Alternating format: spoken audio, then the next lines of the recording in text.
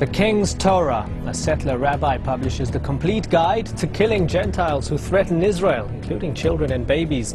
Are such calls harmless, or do they drive official policy and manipulate the masses?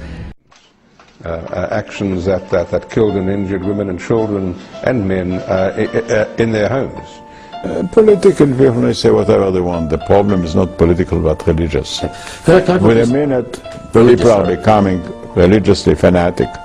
Reason is becoming irrelevant. They do it for religious purpose, fanatic. But former Israeli General Nehemiah Dagan, who for many years was in charge of army education, says mixing religion with military can be a dangerous mix. A common theme in religious Zionism, where serving in the army is a form of religious duty. It says in the Torah that we have to go to the army. By publishing a new book in which he appears to authorize the killing of non-Jews who are accused of posing a threat to Israel.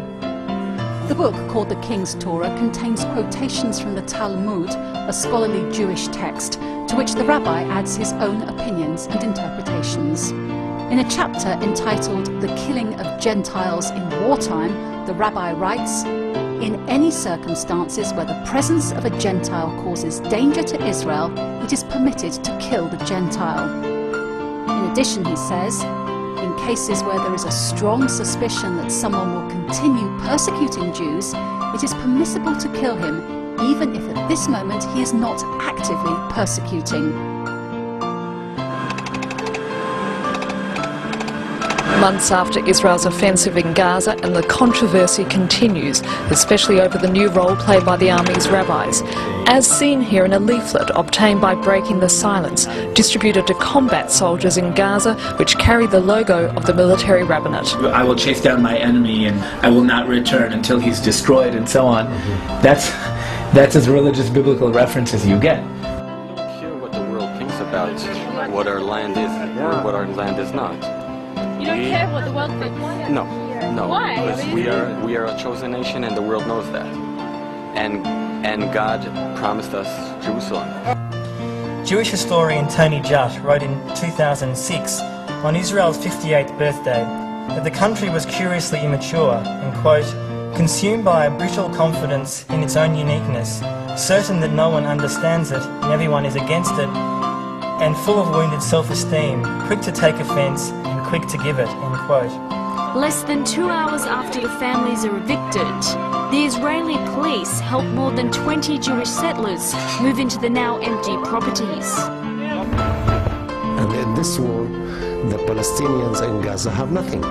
And Israel is one of the strongest states in the world. For example, instead of having a guard sitting on the wall with Gaza that will shoot at any Palestinian that comes near to the wall, they have a special something weird there that looks like, I don't know, coming from outer space. It's like a sphere. And there are a lot of surveillance cameras inside. And then there are women who sit in a base, an army base, inside Israel, far from there, who control these cameras, and when they see something moving, they can shoot it from afar.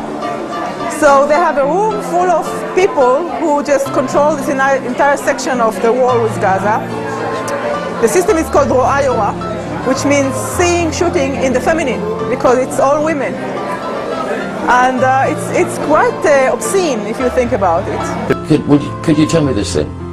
To us as outsiders, the David and Goliath situation that exists between you and the Palestinians, particularly in Gaza, they don't appear to have an economy. They don't appear to have a society. They don't even appear to have a way of life. And now, in the last couple of months, 80–90% of their homes are destroyed. They have no source of income. This is, I guess, why the world was shocked at the ferocity of your attack on Gaza.